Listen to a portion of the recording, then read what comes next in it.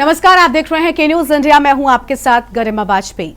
शरद पूर्णिमा हिंदू धर्म में इस पूर्णिमा को विशेष माना जाता है और ऐसा माना जाता है कि इस दिन पूर्णिमा पर पूजा करने से मां लक्ष्मी प्रसन्न होती हैं और सभी पूर्णिमा व्रतों में इसे सर्वोत्तम माना गया है।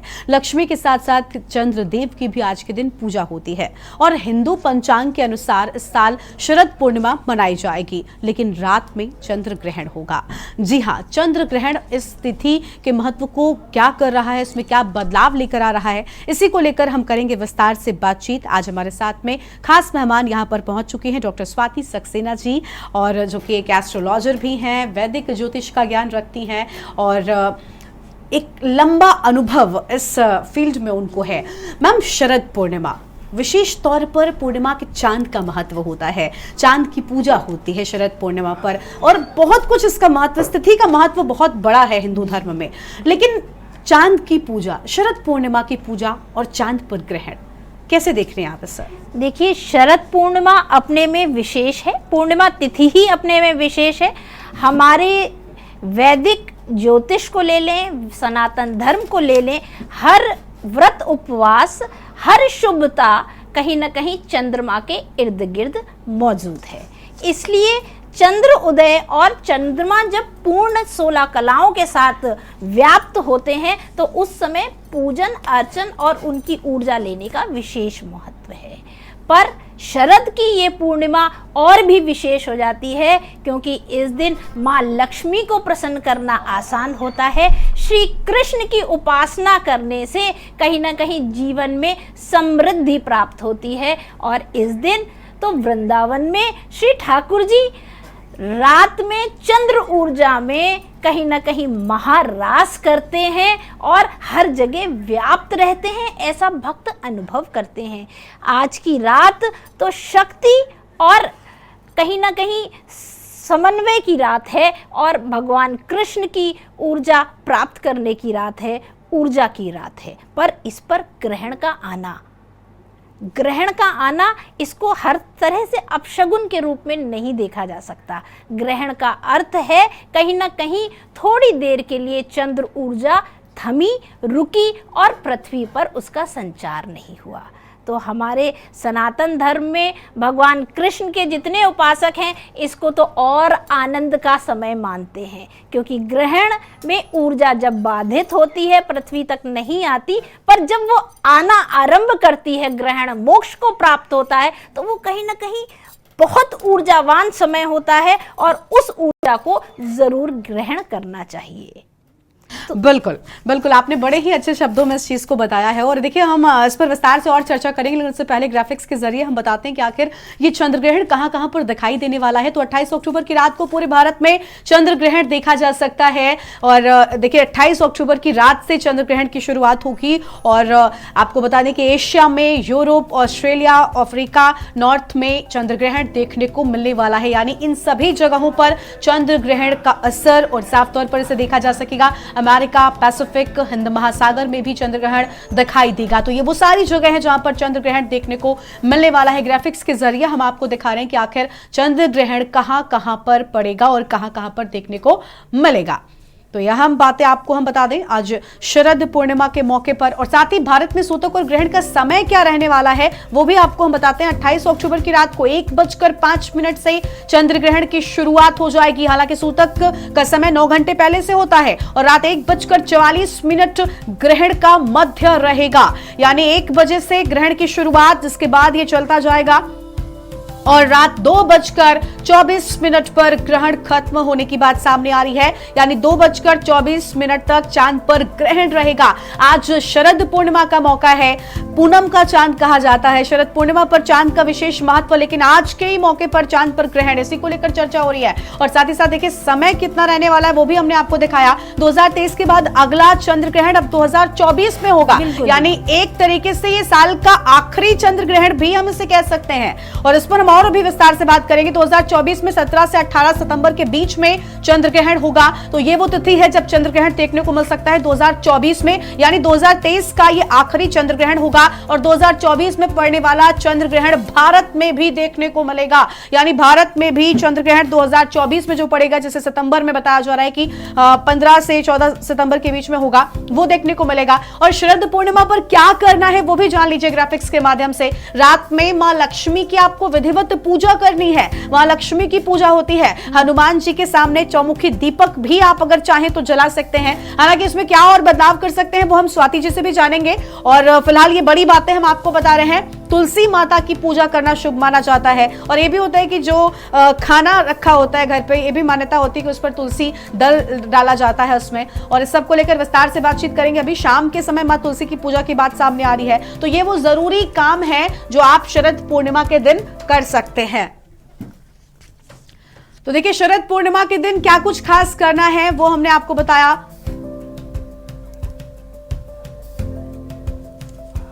मां लक्ष्मी की विधिवत पूजा करनी है।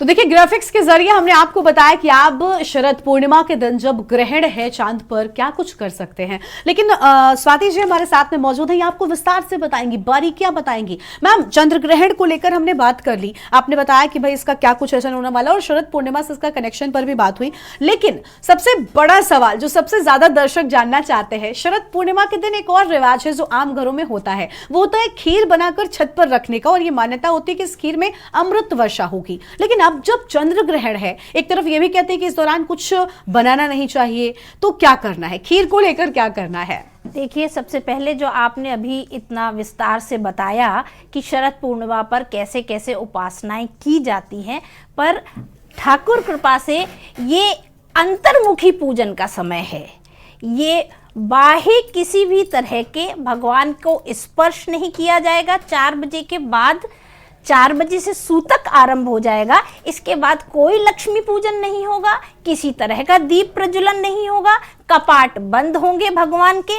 आप अपने आसन पर एक समक्ष एकाग्र होकर बैठ सकते हैं, मंत्र जाप कर सकते हैं। ये समय अंतः ऊर्जा को जागृत करने का है, ना कि बाहरी रूप से मंगलाचरण करने का है। तो इसलिए जो भी आपने अभी तक मंगलाचरण बताए वो 4 बजे से पहले तो संभव थे, पर 4 बजे से सूतक आरंभ हो जाएगा, अंतर्मुखी पूजा का समय आरंभ हो जाएगा। और ग्रहण जो है वो 1 बजे से आरंभ हो रहा है, 1:04 पर ग्रहण का स्पर्श है। वहीं मोक्ष जो है 2:24 पर है। तो ये जो पूरा समय काल है, इस समय आप अपने कोई भी इष्ट देव का मंत्र सिद्ध कर सकते हैं। अपनी किसी भी परेशानी को लेकर आप अपने इष्ट देव के निमित्त कोई भी जाप, कोई भी अनुष्ठान कर सकते हैं, पर वैदिक परंपराओं से नहीं, सिर्फ अंतर्मुखी होकर आप कर सकते हैं। बिल्कुल। अब आपका दूसरा प्रश्न रहा खीर का।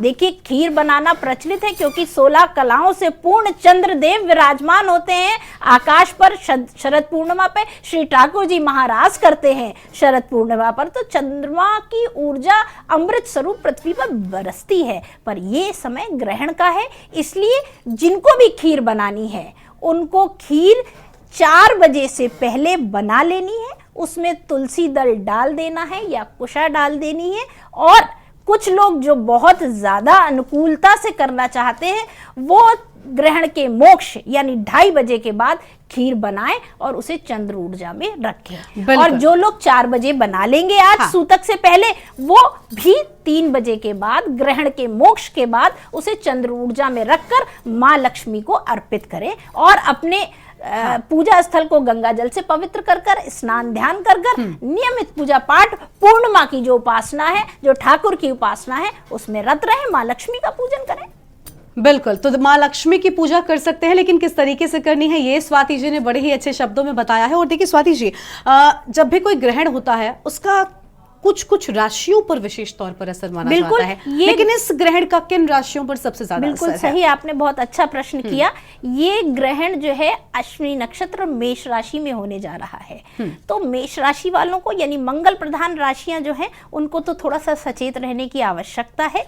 कहीं ना कहीं थोड़ी सी शारीरिक कष्ट, मानसिक उलझन का अनुभव कर सकते हैं, जैसे मेष राशि वाले, वृश्चिक राशि वाले और कन्या राशि वाले। इनको कुछ थोड़े हद तक विपरीत स्थितियां मिल सकती है, पर इस ग्रहण में कुछ शुभ योग भी हैं जो इसकी हानि की तीव्रता को कम करते हैं। इन राशियों को थोड़ा सचेत रहने की आवश्यकता है। बाकी जिन राशियों के लिए लाभ की स्थितियां बनेंगी वह राशियां हैं वृष राशि, तुला राशि को लाभ की स्थितियां मिलेंगी, मिथुन, कर्क और सिंह राशि को लाभ की स्थितियां मिलेंगी। तो इन राशियों के लिए लाभ की स्थितियां हैं। मेष, वृश्चिक और कन्या राशि को थोड़ी विपरीत परिस्थितियों का सामना करना पड़ सकता है। बाकी राशियों के लिए ये ग्रहण सामान्य कोई ना कोई बदलाव लाएगा जो एक सामान्य स्तर पर होगा। बिल्कुल, लेकिन जब ग्रहण होते हैं तो इसका देश दुनिया पर भी प्रभाव पड़ता है। अगर उस लिहाज से देखें तो ये चंद्र ग्रहण क्या कुछ दिखा रहा है, क्या दर्शाता है? ये चंद्र ग्रहण एक तो भारत में दृश्य है और पूर्ण प्रभाव लिए है, तो इस ग्रहण का देश दुनिया पर असर पड़ना स्वाभाविक है। कहीं ना कहीं पानी से संबंधित दिक्कतें सामने आ सकती हैं। युद्ध की स्थितियों में पानी का प्रयोग अधिक हो, यानी जल से युद्ध की स्थितियां बने, ये भी संभव है। और कहीं ना कहीं पानी जनित रोग भी उमड़ सकते हैं, वो भी संभव है। तो थोड़ा सा सचेत होकर और अपने इष्ट का ध्यान करके, गुरु मंत्र का ध्यान करके, वैदिक परंपराओं में रत रहकर अगर आप 15 दिन निकाल देते हैं तो कहीं ना कहीं विपरीत परिस्थितियों का सामना नहीं करना पड़ेगा। बिल्कुल। और देखिए, चंद्र ग्रहण की बात करें तो ये देर रात में, जैसा कि हमने बताया अपने दर्शकों को, 1 बजे के लगभग इसकी शुरुआत हो रही है, लेकिन सूतक काल 9 घंटे पहले, यानी अब से थोड़ी देर में 4 बजे के साथ शुरू हो जाएगा। इस दौरान क्या करना है, कुछ बताएंगे? देखिए, सूतक काल 4 बजे आरंभ हो जाएगा। इसके बाद अगर आप सक्षम हैं और आप अपने सनातन धर्म को, अपने धर्म को मानते हैं, तो आपको मंत्र जाप करना चाहिए, वो ऊर्जा ग्रहण करनी चाहिए, क्योंकि ये समय विलक्षण होता है। तो सूतक काल से ही बहुत से लोग मंत्र जाप में रत हो जाते हैं, पर ग्रहण का स्पर्श और ग्रहण के मोक्ष के मध्य तो हर व्यक्ति को ऊर्जा ग्रहण करनी चाहिए।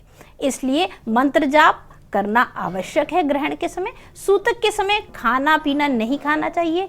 जो भी गर्भवती महिलाएं हैं उनको भी ध्यान रखना चाहिए खाना बनाने का समय, और कहीं ना कहीं भोजन ग्रहण जो भी करना चाहते हैं वो 3 बजे तक कर लें। और कुछ आपत्तिजनक स्थितियां हैं, कुछ विपरीत स्थितियां हैं, बीमार हैं कुछ व्यक्ति, बुजुर्ग हैं, तो वो 8:30 तक फलाहार ले सकते हैं। और जिनको बहुत आवश्यकता है रात्रि भोजन की भी, वो कोई भी लिक्विड डाइट ले सकते हैं। तो इस तरह से सूतक काल में आप अपने भगवान को शयन करा दें, अपने मंदिर के पट बंद कर दें और बाहर आसन पे विराजमान होकर ओम नमो भगवते वासुदेवाय मंत्र का जाप करें। आप अपने इष्ट देव का जाप करें और निरंतर इस ऊर्जावान समय को से ऊर्जा ग्रहण करें। बिल्कुल। और देखिए, इस दौरान जब सूतक काल चल रहा होता है, ऐसा भी माना जाता है कि घर में जो बना हुआ भोजन होता है ये बेकार हो जाता है, इसको इस्तेमाल नहीं करना चाहिए। जिसको तुलसी दल डालकर रखकर अगर रखा जाए तो उसका आप इस्तेमाल कर सकते हैं। इसके पीछे क्या वजह है? तुलसी दल से क्या होता है? माँ तुलसी का स्पर्श हर तरह की नकारात्मकताओं का हनन करने में सक्षम है। माँ तुलसी को साक्षात श्री हरि विष्णु भगवान कृष्ण की कृपा प्राप्त है, वो अपने में ही दिव्य है। तो इसलिए माँ तुलसी की आज्ञा लेकर ग्रहण के सूतक काल से पहले उनसे आज्ञा लेकर कि माँ अब हमें आपकी ऊर्जा की आवश्यकता है और आप हमें अपना आशीर्वाद प्रदान करें। ये तुलसी तोड़ते समय हर व्यक्ति को ये भावनाएं, ये बात, ये वाक्य बोलने चाहिए, ये भावनाओं को लाना चाहिए। ये लाकर तुलसी दल तोड़े और अपने बने हुए भोजन में भी तुलसी दल डालें। जो खीर आप बना रहे हैं, जो आप चंद्र ऊर्जा में रखना चाहते हैं, अमृत वर्षा में रखना चाहते हैं, उसमें भी वो तुलसी दल डालें और उसके बाद ग्रहण का मोक्ष हो जाए तो उस खाने को प्रयोग कर सकते हैं। बिल्कुल बिल्कुल। तो देखिए कितना ही आसान तरीका हमारे साथ स्वाति जी मौजूद हैं। उन्होंने बताया कि आखिर क्या कुछ कर सकते हैं ताकि शरद पूर्णिमा पर जब ग्रहण हो उस दौरान इन सारी चीजों का इस्तेमाल ना करें। ब्रेक के बाद आप सभी का स्वागत है। शरद पूर्णिमा पर चंद्र ग्रहण को लेकर हम कर रहे हैं विस्तार से बातचीत। हमारे साथ में डॉक्टर स्वाति सक्सेना जी मौजूद हैं जो कि विस्तार से बता रही हैं कि आखिर इस चंद्र ग्रहण के दौरान हमें क्या करना है और किन चीजों से बचना है।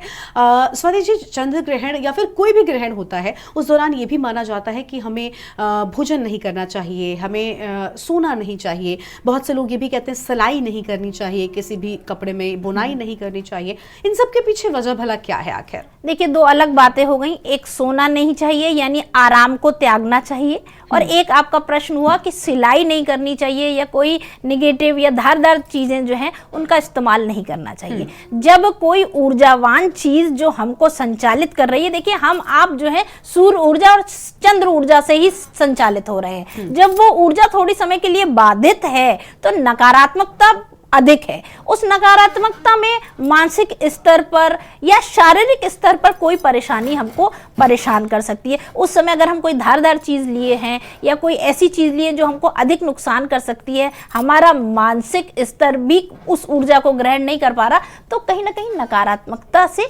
हमको हानि हो सकती है। इसलिए इस धारदार चीजों को इस्तेमाल नहीं करना चाहिए। और रही बात है कि सोना नहीं चाहिए, अपने सुखों का त्याग करना चाहिए, तो भाई एक बात बताइए, कोई कॉम्पिटिटिव एग्जाम आप देने जा रहे हैं, एग्जाम बिल्कुल सामने है, तो आप पढ़ेंगे कि सोएंगे? बिल्कुल। तो इसी तरह ये ऊर्जावान समय है, इस समय आप ऊर्जा ग्रहण करेंगे कि सोएंगे? तो सोना तो कहीं भी ठीक नहीं है। बिल्कुल। आप अपने शरीर में जो ऊर्जा है उसको भी सुस्त अवस्था में डाल रहे हैं और नकारात्मकता हावी हो रही है। तो निद्रा को विराम देते हुए इस ऊर्जावान समय को, निगेटिविटी को नहीं बढ़ाना चाहिए, पॉजिटिविटी ग्रहण करने के लिए अपने को चार्ज करना चाहिए कि हम ये जो बाहर एनर्जी नहीं मिल पा रही है, चंद्र ऊर्जा हमारे आसपास थोड़ी देर के लिए नहीं है, तो हम अपने मंत्र जाप से वो ऊर्जा क्रिएट कर लें कि हाँ हम सुरक्षित रहें। इसलिए करना चाहिए। ठीक है, बिल्कुल। देखिए आपने बहुत ही अच्छे ढंग से बताया, नहीं भी करना चाहिए तो क्यों नहीं करना चाहिए और इससे क्या हमें नुकसान या क्या हमें फायदा है, ये जो आपने बताया ये बहुत अच्छी चीज थी। और एक और चीज होती है स्वाति जी, वो ये कि जो गर्भवती महिलाएं हैं खास तौर पर उन्हें एक डर होता है ग्रहण के दौरान, ऐसा मानते हैं कि उनके बच्चे पर असर पड़ सकता है। क्या ऐसा होता है? क्या उनका कोई इससे कोई जुड़ाव है? देखिए, चंद्र ग्रहण का तो विशेष जुड़ाव होता है गर्भवती महिला से, क्योंकि चंद्रमा कहीं ना कहीं मन का कारक है और मन जो है सीधे सीधे नवजात शिशु में अपनी प्रेरणाओं को भेजता है। तो अगर आपके अंदर डर व्याप्त है, कोई भी भावना व्याप्त है, तो वो भावनात्मक जो है वो हानि तो आप बच्चे को पहुंचा ही रहे हैं। इसलिए सबसे पहले डर को हटाएं। डर की आवश्यकता नहीं है।